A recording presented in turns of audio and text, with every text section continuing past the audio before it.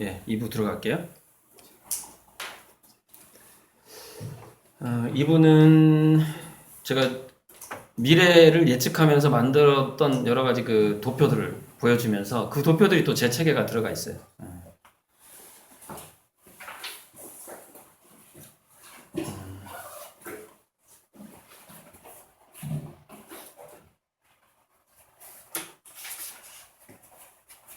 자, 이거부터 하죠. 요게 2013년에 나온 데이터인데, 미래에 사라질 직업들에 대한 데이터인데, 이게 처음에 어디서 나왔더라? 오래돼서 까먹었는데, 어쨌건 간에 이 왼쪽에 있는 이 데이터가 지난 30년 동안에도 계속되어 왔어요. 계속. 보면은 생산 제조업에서 뭐 27% 감소, 음식 요식업 31% 감소, 사무행정 19% 감소, 판매직 54% 감소, 아니 71%가 감소, 관리 전문직 26% 감소. 지난 30년 동안 이런 일들이 컴퓨터 때문에 일어났던 일인 거죠. 컴퓨터. 그런데 컴퓨터의 몇 조배 강력한, 몇십 배가 아니라 몇 조배 강력한 인공지능이 지금 다가오고 있어요. 몇 조배가 더 세다고 해요. 그 성능이 조 단위예요, 조 단위. 뭐 억 단위도 아니고. 그럼 얼마나 큰 변화가 오겠어요? 굉장히 큰 변화가 오겠죠. 그래서 이 전문직들이 많이 뭐 교사, 의사, 약사부터 시작해가지고 전문직들이 굉장히 설 자리를 잃게 된다는 거죠. 자, 이거 뭔가 볼까요? 좀 설명하기 힘든 건 넘어갈게요. 자, 노동시장이 2016년까지의 노동시장의 변화. 여러분들 미래 진로하고 관련이 되겠죠. 여기 보면은 이 카테고리, 이 제목을 정해놓은 게 참 재밌어요.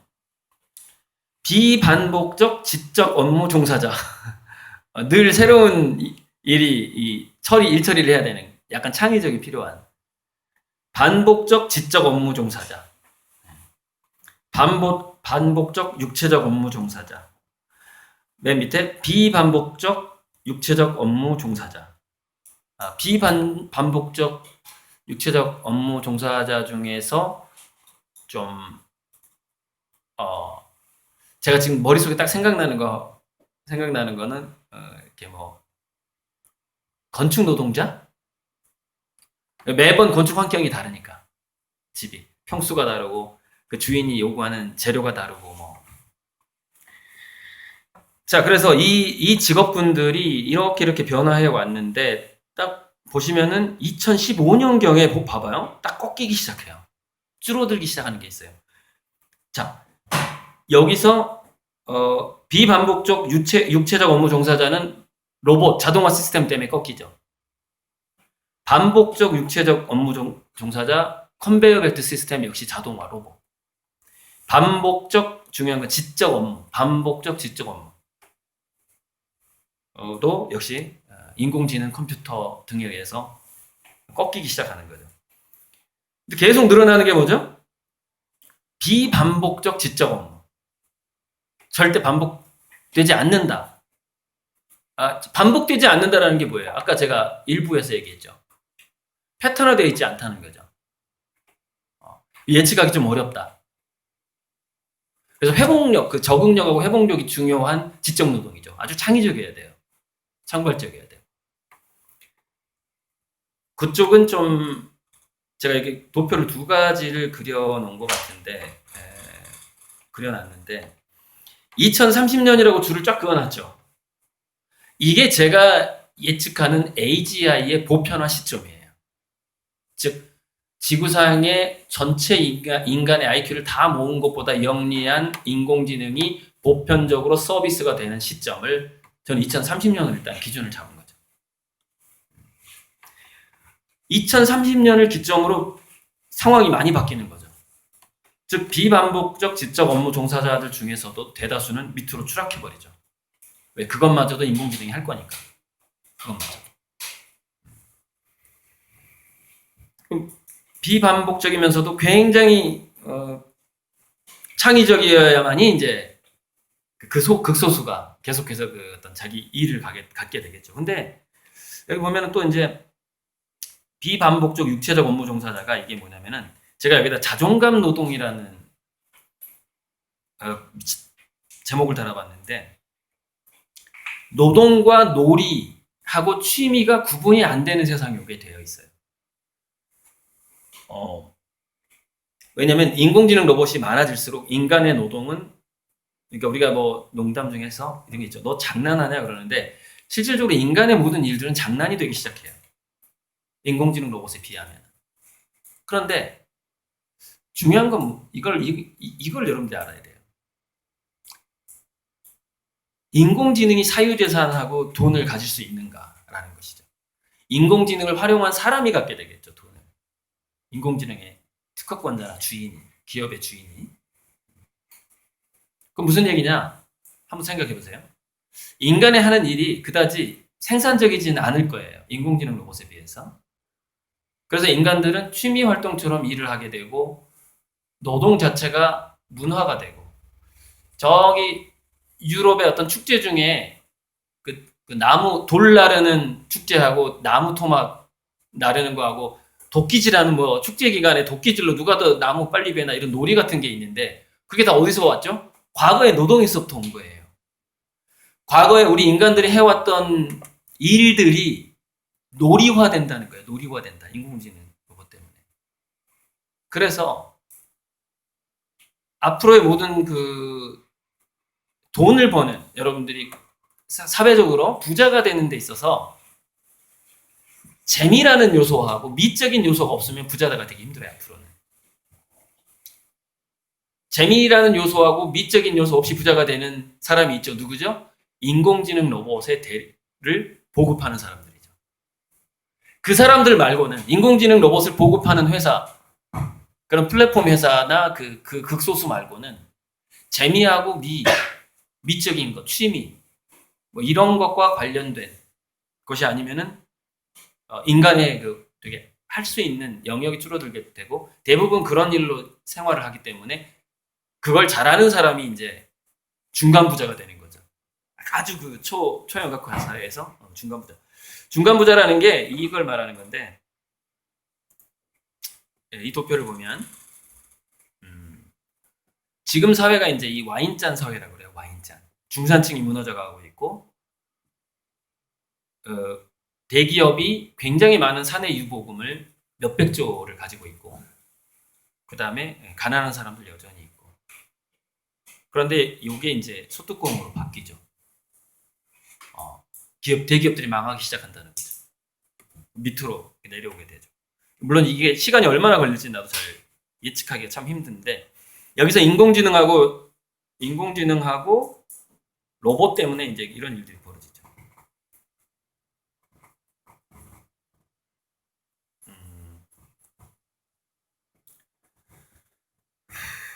자, 이거부터 볼까요?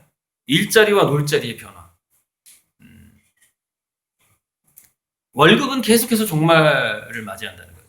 월급 받는 데가 사라진다는 거죠. 갈수록 기기 이코노미. 월급이 아니라 건 바이 건. 알바 시대가 온다는 거죠. 프리터족이라는 말이 있죠. 프리터. 놀자리가 많아지는 거예요.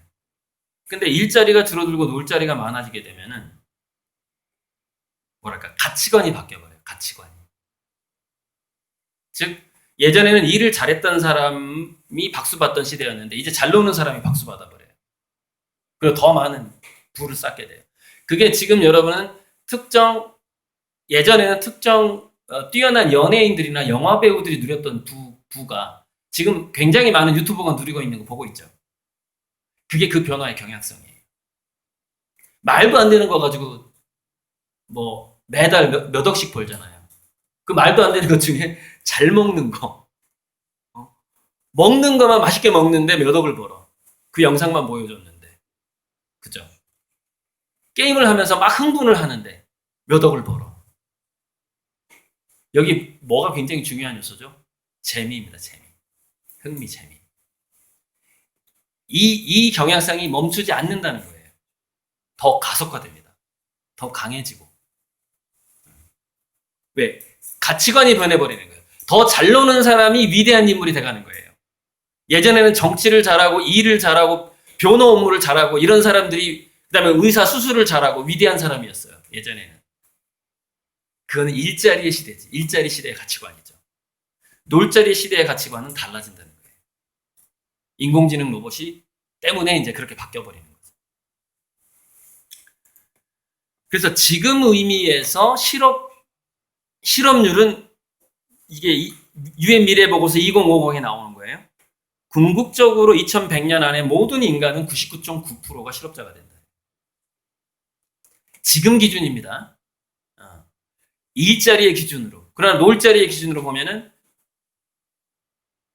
2100년에는 99.9%의 인간이 놀면서 잘 살게 된다라는 말하고 같은 거예요. 이 도표는. 비관적으로 볼 도표는 아니에요. 해석이 관점에 따라 달라지는 거예요. 넘어가고요. 좀 어려우니까.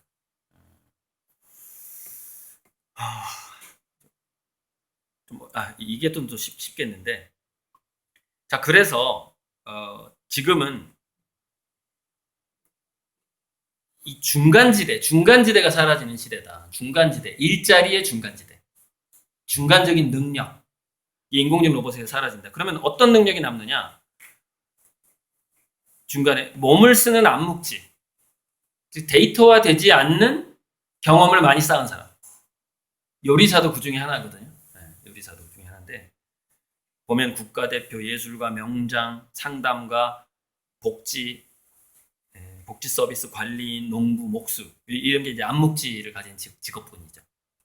이쪽으로 가면은 그래서 여기는 직업군을 참 말하기 좀 어려운데 대부분 인공지능에 의해서 여기는 특성만 얘기할 수 있어요. 그 인공지능 위에 인공지능을 아주 잘 활용하는 그 직업군이 새로 생길 거라는 것이죠. 그 직업군은 다양한 체험을 한 사람일 것이고 넓은 독서를 한 사람이라서 통찰력과 기획력이 아주 좋은 사람일 것. 직업이 아니에요. 이거는요. 특성이에요. 그 사람의. 인공지능을 통해서 돈을 많이 벌 수 있는 그리고 세상을 위해서 아주 좋은 일을 많이 할 사람들의 특성이에요. 상상력, 신미한, 아주 깊게 보는 능력, 디테일하게 깊게 보는 능력하고 패턴 인지하고 이제 신미한이죠. 이런 특성을 가진 사람들이 인공지능 이후의 시대에 굉장히 좀 더 보람 있는 일을 할 수 있겠죠. 이거는 제가 1차 산업혁명, 2차 산업혁명, 3차 산업혁명, 알파고가 이세돌을 이겼을 때 제가 예전에 수학 문제를 풀 때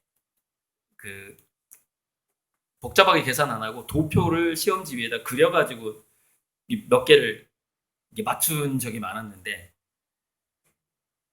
제가 손으로 그냥 이 몇 년 만에 전기가 개발이 되고 증기가 개발되고 전기가 나올 때까지가 100년이 걸렸고 전기에서 PC 이게 이제 3차 산업혁명의 상징적인 게 컴퓨터거든요. PC가 나올 때가 90년이 걸렸는데 AI 즉 알파고가 이세돌을 이긴 시점이 45년이 걸렸어요. 그러면 다시 AGI는 언제쯤 나올까 계산을 해보니까 이 기하급수적 도표로 계산을 해보니까 9년이 나오더라고요. 그러니까 이거는 계산한 게 아니에요. 도표로 그린 겁니다. 곡선으로 이렇게 기하급수적 곡선을 내가 딱 그려서 나눠본 거예요. 그랬더니 AGI는 2025년에 나온다라는 얼추 답이 이제 나온 거예요. 이제 그 도표예요. 그래서 계속 수정을 해봤는데 계속해서 그 혁명이 이 다음 혁명이 앞당겨지는 거지. 이렇게 기술이 발달하면서. 그래서 그게 2025년이고 2030년 되면 굉장히 큰 변화가 올 것 같다라는 생각으로 이 도표를 한번 그려본 거예요. 나머지 이제 이 굉장한 도표들을 넘어가고 자 앞으로 다가올 지금 문명에 닥칠 위기들이 있어요. 이걸 염두에 두셔야 돼요. 왜냐하면 이것을 극복하는 기술을 가진 사람이 또 굉장한 기업을 일구기 때문에 그래요. 이거는 우리가 피할 수 없는. 자, AGI, 범용 인공지능, 일반지능을 우리는 피할 수 없다. 두 번째, 전염병 피할 수 없다. 더 강력한 전염병이 온다. 피할 수 없다.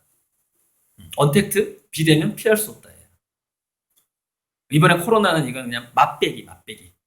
이거보다 5배, 10배, 20배, 200배 강한 게 오죠. 그 다음에 우리나라 백두산이 화산 폭발로 위기에 있다. 뭐 이런 거. 우리 한국이 피하기 힘든. 태풍이 점점 강해지고 있다. 이 건축업하고 관련된 거예요. 지진. 원자력 발전소 이거 어떡할 것인가. 지진.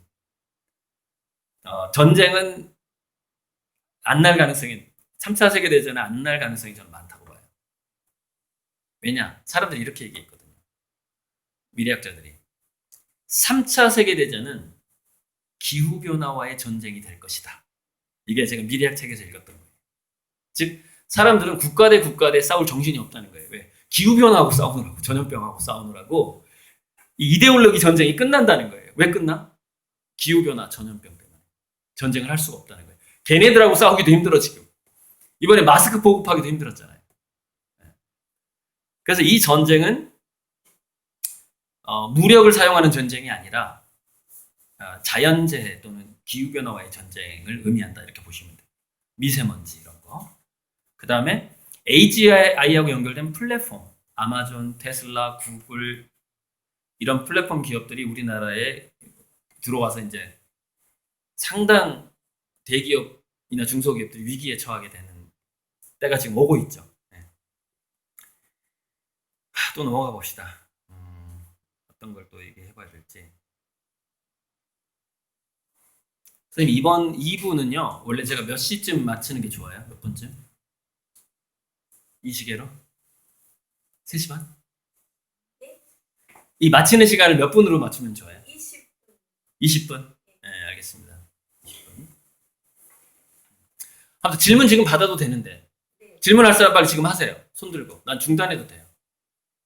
질문할 사람 손 들고 하시고 책이 아직 5권이 남아있습니다. 책을 읽으면서 궁금했던 점.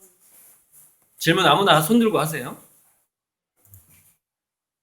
여러분들이 이해하기 어려운 부분들.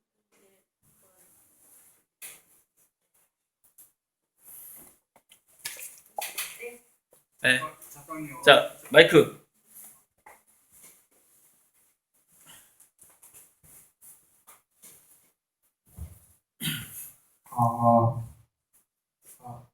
작가님 어릴 적 꿈이 그렸어요.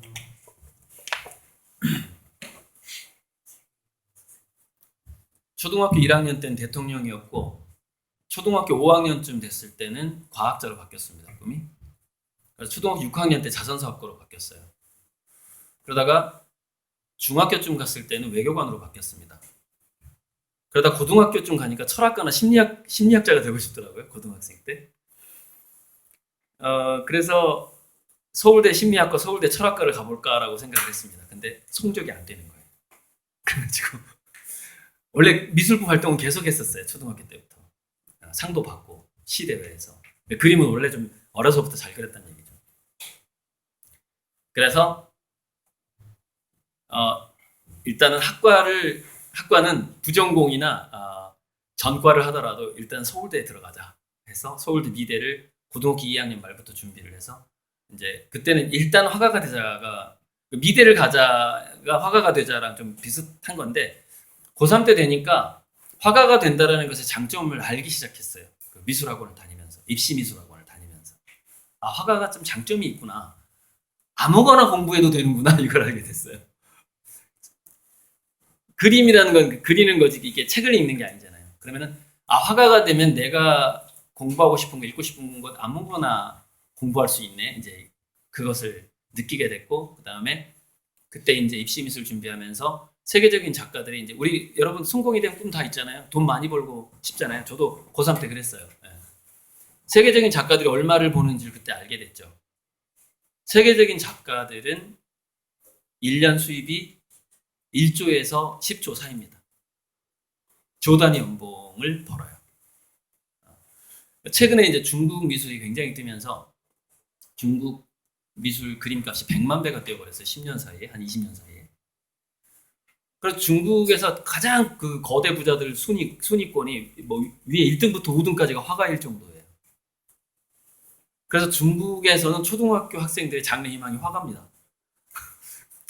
그 대부분 좀 돈을 좀 이렇게 쫓는 그런 경향이 있다 보니까 유튜버라는 게 재밌기도 하지만 유튜버가 급격하게 우리 장래 희망으로 올라온 이유가 있잖아요. 몇백억을 버니까 1년에. 뭐 10억은 이건 우습고 억 단위 보는 사람 아주 많잖아요.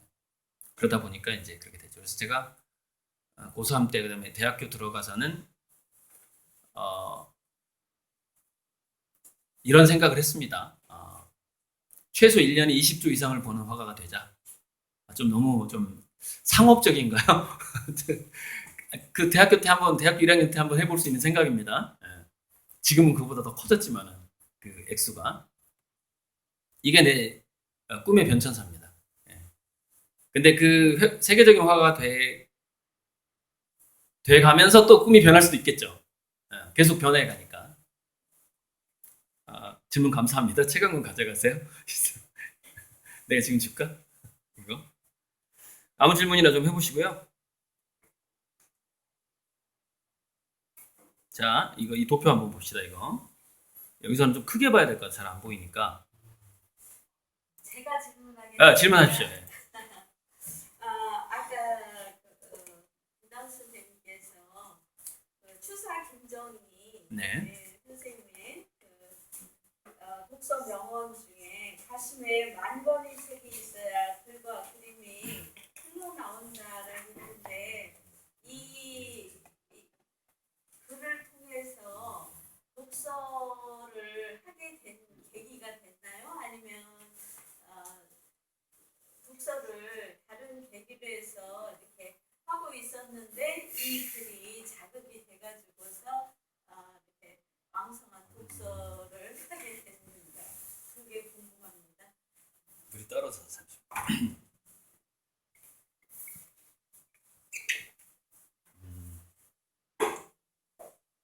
독서.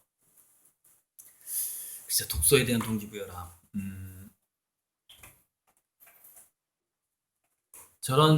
그러니까 만권에 대한 이야기가 참 많더라고요.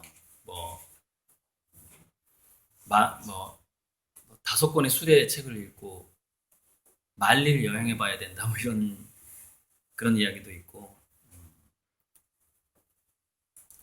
근데 그보다도 제가 열심히 공부를 하게 대학교 1학년 때 이제 우리 여러분 지갑에 현금 잘 안 가지고 다니지만 5,000원하고 5만 원권의 초상화 작가가 일랑 이종산 선생님이고 제 학교 은사예요. 대학교 때. 그러니까 제 지도 교수였죠. 근데 제가 20살 때 그 교수님이 이렇게 얘기를 하더라고요. 본격적인 독서는 제가 뭐 고3 때도 읽었지만은 뭐 20살 때부터라고 보면 됩니다. 30년 동안 공부를 하라고 그러더라고요, 저한테. 그래서 인문학이 좋은 그림은 인문학에서 나온다 이 얘기를 선생님이 많이 했어요. 물론 그러니까 저런 글들도 제가 읽긴 했지만 직접 제 은사님이 스승님께서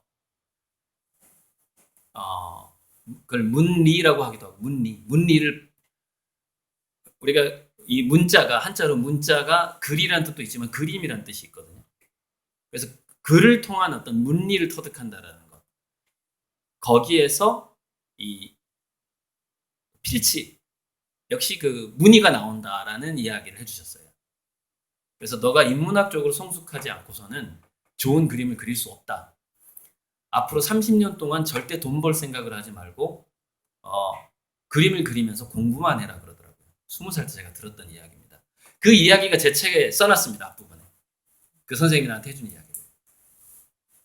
그러니까 단순하게 그 추사 김정희의 저런 말을 듣고 어떤 그 동기부여가 된 게 아니라 굉장히 이제 나름 한국에서는 거의 굉장히 영향력 있는 화가분이 이제 서울대 가기를 참 잘했던 것 같아요. 서울대 갈 수 없는 분들한테 너무 좀 미안한데 그런 사람이 우리 때는 지금은 전국 각 학교에 대단한 교수님들이 많은데 우리 때만 해도 좀 좋은 국립대에 좋은 교수님들이 있을 확률이 높았습니다. 지금 각지에 막 흩어져 있지만 그래서 대학을 간다라는 것은 두 가지 목적이 있어요. 좋은 멘토를 만나는 거하고 좋은 친구를 만나는 거예요. 그게 이제 그 미국에서도 조사를 해본 적이 있는데 아이빌리그의 장점은 딱 한 가지다라고 말하는 사람이 있었어요. 좋은 동료를 만나는 것. 즉 내가 무슨 창업을 해야 되는데 그 학교를 갔더니 이거 잘하는 놈, 이거 잘하는 놈, 이거 잘하는 놈도 있더라는 거예요. 친구들이. 그래서 모아서 창업을 했더니 되더라는 거예요. 그 사람이 있잖아요. 스티브 잡스하고 빌 게이츠. 그 사람들 대학 중퇴했지만 친구는 사귀고 나왔잖아요. 바로 그겁니다. 대학의 목적은 친구를 사귀는 것이다. 그래서 그 일랑진송 선생님이 그 당부가 있었습니다. 오늘 유튜브에 정말 안 올렸던 이야기 중에 하나가 선생님이 우리 어머님한테 했던 당부가 있었어요. 그때가 대학교 3학년 때쯤이었어요. 그러니까 대학교 1학년 때쯤에 그 선생님이 너는 30년 동안 돈 벌 생각을 하지 말고 공부만 해라. 그림 그리면서 딱 그랬어요. 머릿속에 만감이 교차를 했습니다. 왜? 우리 집은 굉장히 가난한 집이었거든요. 내가 돈을 안 벌면 재료비조차 얻을 수 없는 집이었기 때문에 과연 이것이 가능한 이야기인가? 제가 알기로 선생님은 좀 부잣집 자녀 아니었어요? 막 이런 그런 생각이. 근데 선생님도 힘들었더라고요. 6.25 이후에 아버님이 일찍 이렇게 돌아가시면서 힘들었더라고요. 선생님도. 아무튼 그랬는데 제가 대학교 3학년 때 우리 어머니랑 이렇게 3명이서 이렇게 대화를 나눈 적이 있었는데 우리 어머니한테 이렇게 얘기하더라고요. 영훈이가 재능이 있으니까 혹시 대학을 졸업하고 나서 내가 너를 이만큼 가르쳤으니 이제 엄마한테 용돈이라도 줘야지라는 말을 절대 하지 마십시오. 이렇게 당부하더라고요. 그러니까 아들한테 돈 달라는 얘기를 절대 하지 마세요. 영훈이가 대학을 졸업하더라도. 이거를 이제 우리 어머니한테 당부를 했죠. 실제로 실천했어요. 어머니가. 제가 나이 50살이 될 때까지 돈 달라는 얘기를 안 했어요. 30년 동안. 지금은 제가 매달 용돈 100만 원씩 드리고 있습니다. 제가 50이 넘었거든요. 아무튼 여기까지 대답하겠습니다. 시간이 얼마 없어서. 자, 이거는 또 있어요? 마이크 좀 주세요. 왜냐면 질문이 녹음이 안 되면 유튜브 구독자 되게 답답해해요. 어떤 질문인지 빨리 갖다 주세요.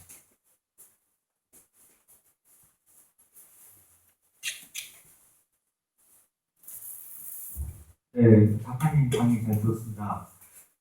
작가님 말씀하신 것처럼 홀리미스형 인간이 미래에 필요한 문제라고 저도 동의하고 필요하다고 생각합니다. 그래서 홀리미스 인간을 위해서 이 다방면의 지식을 얻는 게 더 중요하다고 생각하는데 지금 시대에 맞춰서 요즘 학생들도 그렇고 문자에서 미디어 영상, 그 다음 3D, 4D, 홀로그램으로 다방면으로 그 지식 접근의 방법이 다양해지고 있는 상황에서 네네네. 작가님이 보시기에 미래 사회의 책의 가치는 어떻게 될 거라고 생각하시는지 여쭙고 싶습니다.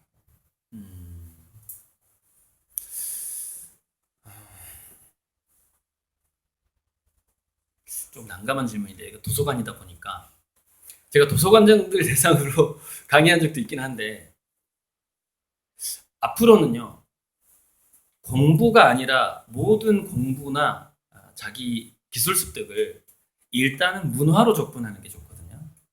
즉 내가 책을 10,000권 읽으면은 분명히 뭔가 그 성과 어떤 수입이나 돈으로 연결될 것이다라고 기대하는 것은 좋은 자세가 아니에요. 다 문화적으로 접근을 해야 되고 그렇게 접근을 하다 보니까 운이 좋게 자기가 인공지능을 잘 활용하는 인간이 어느 순간 돼 있는 거예요. 그런 어떤 운이 찾아올 수가 있어요. 그래서 자, 책 폴리미스라는 키워드로 다시 정리해서 대답을 해본다면 책은 폴리메스형 인간이 되는 지도 같은 걸 보여주는 것 같아요. 지도, 안내서 같은 느낌인 거죠. 근데 진짜 자기가 폴리메스가 되려면 그 책에서 제시한 곳에 한 번쯤 가봐야 되거든요. 그러니까 우리가 다양한 사람이 된다는 것은 우리 인간은 뭐 영혼과 몸, 뭐 마음과 몸으로 이루어졌다 이렇게 얘기하듯이 몸이 참가하지 않으면 안 되는 하나의 재능이 있어야 되는 거죠. 그것은 미용 기술이든 원예 기술이든 뭐 요리든 삽질이든 간에 뭔가 내가 뭐 이렇게 드론 날리는 것도 마찬가지예요. 드론 날리는 것, 드론도 자율주행 될 거예요, 결국. 하지만 인간은 드론을 날리는 것이 재미가 될 거거든요. 문화가 될 거라는 것이죠. 즉 내가 드론을 날리면서 산업 현장에서 내가 드론을 날릴 줄 알고 드론을 열심히 배웠는데 산업 현장에서는 전부 드론이 자동화되어 있는 거야. 내가 취직할 데가 없어. 그리고 딱 둘러보니까 사람들이 드론 날리기 대회를 여기서 하고 있네. 거기서 이기면 상금이 얼마였죠? 3억. 저번 제1회 드론 날리기 대회에서 1등한 사람이 초등학교 5학년인가 그랬는데 걔가 상금을 3억을 받았어요. 그 실제 뭐 1, 2년 전에 있었던 일입니다. 약간 문화와 재미로 접근하는 것이 맞는 건데 그래서 책이라는 것이 일단은 재밌다 라는 것부터 시작하는 게 좋긴 해요. 좋긴 한데 책에 재미를 붙이는 거. 근데 재미를 붙이다 보면은 도저히 재미가 생기지 않는 책들을 만나게 됩니다. 다양한 분야를 책을 읽다 보면. 되게 내 두뇌가 적응이 안 되는 거죠. 근데 책으로도 내가 적응이 안 돼. 근데 그 현장에 가서 그 사람이 적응할 수 있을 것 같아요. 책으로 연습을 하는 겁니다. 내가 예체능에 전혀 흥미가 없는데 이게 좋은 그림이래. 또는 작곡은 뭐 이렇게 한대. 또는 뭐 기술, 뭐 동력학, 그 뭐 이렇게 굴러간대. 역학이 이렇게 굴러간대. 이런 책들이 읽으면 막 외국어 읽는 것 같아. 한국말로 돼 있는데. 근데 그 외국어 읽는 것 같은 느낌을 극복하지 않으면 폴리메스가 되기가 힘들어요. 그러니까 책의 역할은 폴리메스로 가게끔 해주는 그 안내서의 역할은 충분히 의미가 있어요. 책이. 이런 게 있습니다. 우리가 라디오나 강의로서 강의에 대한 라디오를 듣거나 강의를 듣는 것에 대한 몇 가지 표현들이 있는데 저처럼 책을 굉장히 많이 읽고 사회 경험이 좀 그래도 풍부한 50대, 60대 어른들이 하는 1시간짜리 강의는 약 3,000권의 가치를 갖고 있답니다. 내가 3,000권 책을 읽는 것 같은 느낌이래요, 그게. 그 정도의 자기가 뭐냐면은 압축할 수 있다는 거예요. 내가 앞으로 책을 3만 권 읽을 것을 그냥 이렇게 좀 압축해서 읽어도 상당히 자기가 미래를 잘 대비할 수 있는 정도의 그런 효과가 있다는 것이죠. 그런데 반면에 또 이런 게 있습니다. 언어로 우리의 귀 속에 들어오는, 그러니까 강의는 사실 지혜로운 강의여야 돼요. 세부사항을 얘기하는 강의는 큰 효과가 없어요. 왜냐면은 세부사항을 얘기하는 것은 책이 훨씬 빠른데 그것을 이제 인간은 시각의 동물이다 보니까 도표하고 이 문자에서 파악하는 속도가 언어 전달에서 파악하는 속도보다 얼마나 빠르냐면 숙련도에 따라 다르거든요. 자, 여기 PPT에 있는데 약 50배에서 한 50배 정도 빨라요. 즉, 야, 너 이거에 대해서 나한테 좀 가르쳐 줘봐라고 이렇게 듣고 있어. 이거보다 내가 어느 정도 기초 지식을 쌓은 상태에서 책을 읽어버리면 이 사람보다 50배를 더 공부할 수 있다는 거예요. 그게 우리가 이런 도표라든가 책의 가치예요. 굉장히 빠른 속도로 어떤 자기가 원하는 그 어떤 지혜, 통찰력에 이르게 하는 그런 안내서가 돼준다는 건데 중요한 건 책에 대한 재미를 잃어버리면 안 되기 때문에 처음에 자기가 좋아하는 읽히는 것부터 한 1,000권 정도 본 다음에 1,000권이 넘어갈 무렵부터는 좀 안 읽히는 것들 왠지 한국말로 돼 있는데 외국어 같은 이런 느낌들의 책도 도전을 해봐야 되는데 한 500권 정도 교양서적을 읽은 다음에는 그런 것들 하나둘씩 이렇게 도전을 해가시면 돼요. 나중에 대학생 된 다음에. 자, 몇 가지만 키워드만 이거 도표 얘기할게요. 그리고 나서 이제 선생님이 시간을 허락하면 또 질문을 받고 책 한 권 빨리 갖다 주세요. 저기 선생님하고 저기 질문하신 분. 근데 까먹으니까 빨리빨리 그 즉시 마이크 들었던 사람 다 갖다 주세요. 자, 여기 보면은 내 책에 이거 있어요. 여러분이 참고할 만한 거예요. 이게 저 빨갛고 노랗고 저 도표가 뭐냐면은 바로 저 기술이 저 시대를 풍미할 것이다라는 표현이에요. 즉 자연에 대한 향수와 아웃도어, 그다음에 식량 부족의 시대가 올 것이다. 그리고 그것은 약 2055년 정도 돼야지 극복이 될 것이다. 이런 식으로 해석을 하시면 됩니다. 가운데가 넓잖아요. 이때가 전성기가 되는 겁니다. 원격 의료 같은 거, 원격 의료 같은 것이 2030년대부터 전성기를 맞이한다. 이런 거예요. 무인차 인공지능 경제가 지금 이미 시작을 했고 2025년부터 많이 커지죠. 뭐 이런 겁니다. 그리고 여기 교집합. 이 교집합이 있잖아요. 이 세 가지 원의 교집합이 있죠. 이 교집합이 뭐죠? 돈을 가장 많이 벌 수 있는 영역을 의미합니다. 자, 다음 도표. 식량난과 곡물가 상승이 계속 이어지는 과정에서 실내 농업의 시대가 온다. 또는 지하. 그리고 이제 바이오 나노 시대가 점점점 이거는 끊임없이 발달을 하죠. 왜? 나노화는 끝도 없으니까. 계속 나노화가 되겠죠. 기술들이. 스마트 더스트가 나오고. 즉 인공지능이 공기지능이 되는 거예요. 공기 중에 인공지능이 돌아다니게 된다는 얘기예요. 그리고 바로 그 공기 중에 공기지능과 공기지능으로 우리는 뭘 극복하게 되죠? 기후변화하고 환경오염을 극복해내게 되는 겁니다. 즉 바다에 있는 플라스틱 쓰레기가 있죠. 그거 이제 태양광으로 움직이는 인공지능 로봇이 바다에 있는 플라스틱을 다 제거하게 되는 것이죠. 그리고 그런 어떤 공익적인 기업이 탄생을 하게 되는 거고요. 여러분이 그걸 창업해도 됩니다. 난 바다의 쓰레기를 제거하는 인공지능 로봇을 운영하는 사람이 되겠다. 내가 기술력이 없다면 돈을 벌어서 그 로봇을 사서 회사를 자선회사를 운영하겠다. 뭐 이런 목표를 세워봐도 되는 거죠. 다음, 자 3D 프린터의 전성기가 오면서 건조된 분말을 제공해주는 업체가 뜬다. 건조 분말, 즉 성분을 가루로 제공해주는 업체는 무조건 뜨게 돼 있다. 왜? 3D 프린터 시대가 오니까. 이것은 농업에도 건조 분말이라고 있잖아요. 우리 농식품 중에 건조 분말. 네. 그 시대가 온다. 또는 촉매제, 접착제. 이거는 이제 화공과 갈 사람들 생각을 하면 되고. O2 온디맨드 이거 굉장히 중요하고 계속 커진다. 온라인과 오프라인이 연동된 사업. 온디맨드, 주문형 생산. 니즈를 파악하고 생산해서 재고가 남지 않는 온디맨드. 그 다음에 IoT 알죠? 웨어러블 사이보그. 입는 로봇이 전성기가 오게 된다. 왜? 사람들이 나이를 많이 먹거든요. 다리에 힘이 없어. 그래서 인구의 50%가 외장형 입는 로봇을 입고 다녀. 그런 시대가 오다가 DNA, 그 근본적으로 골다공증을 없애고 몸을 건강해주는 것은 좀 그 다음에 오는 거죠. 그 다음 세대에 오는 거예요. 바이오가 완벽하게 인간을 다시 영노화, 다시 젊게 만드는 기술은 좀 더 오래 걸린다 이거죠. 외장형 로봇보다. 자, 무한동력의 시대가 온다. 에너지가 공짜가 된다. 각 가정의 발전소가 영원한 젊음이 온다. 우주여행이 시작된다. 그 다음에 원자조립 시대가 온다. 원자조립 시대. 의료생화학의 시대로 가다가 나노 시대로 가다가 여러분 원자조립 시대하고 그 SF 영화에서 가장 연관된 게 뭔지 알아요? 원격 이동이야.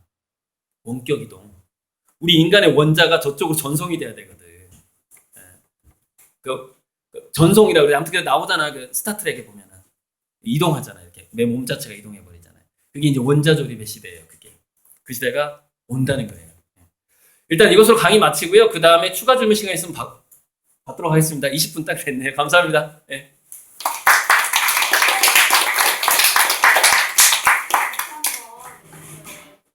인공지능 특강을 해주신 고용훈 작가님께 박수 부탁드립니다.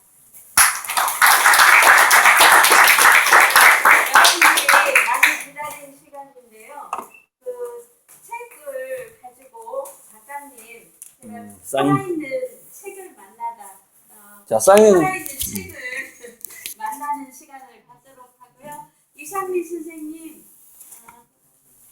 학생들한테 만날 때 간식 선생님을 선생님이 나눠주도록 하겠습니다. 꼭 받아가지고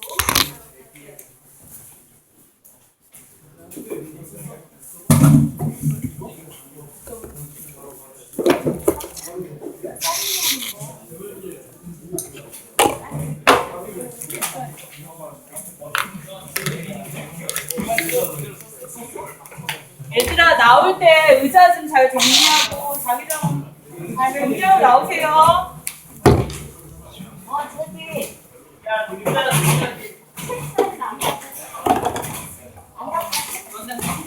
책에 사인 받을 우리 학생들은 이쪽으로 오시면 됩니다. 줄 서요.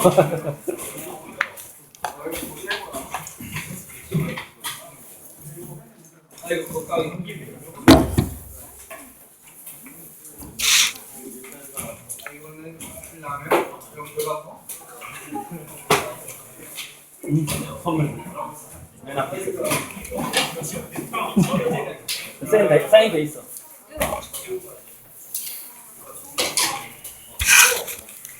이거 안에 여기다 아, 책에다가 사인을. 책.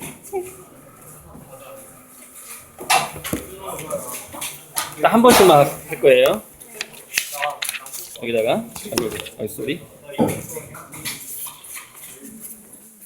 연도는 생략할게. 바쁘니까.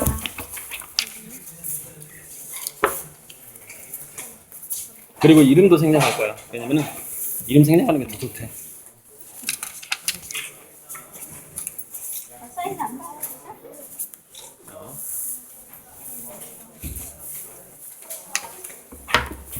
피감 소감님 여기다 넣으세요. 가져가면 안 됩니다.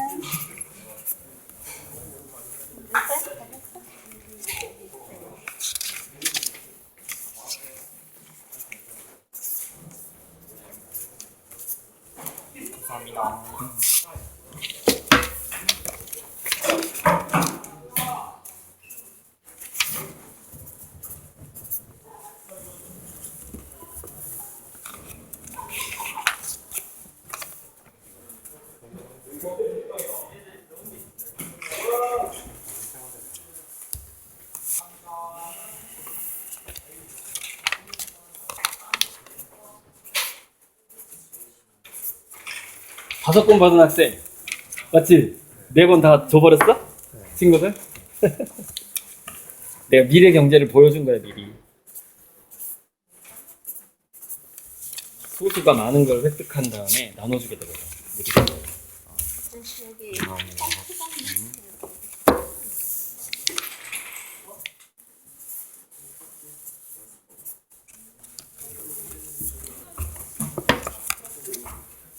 이거 안 냈어? 냈어? 써가지고 내일이라도 갖고 와. 선생님한테 본보게 모세요. 네, 나. 가져가면 돼.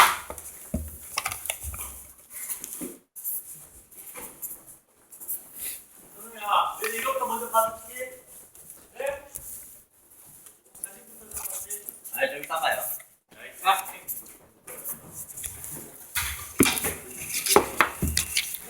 종이 됐어?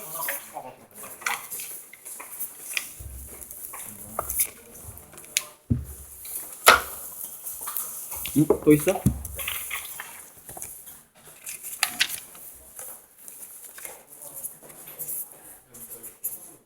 선생님 이거 40권 사셨죠? 예. 근데 애들한테 30권이 간대. 아니, 다 갖고 44권. 44권? 44권에다가 8권 더 썼어요. 52권. 52권을 샀어요? 감사합니다. 거의 1년에 팔아야 되는 분량을 1년 동안 팔아야 될 분량을 선생님 다 사주신 거예요? 1년대로 한 50권 팔릴까 말까. 거기 사이즈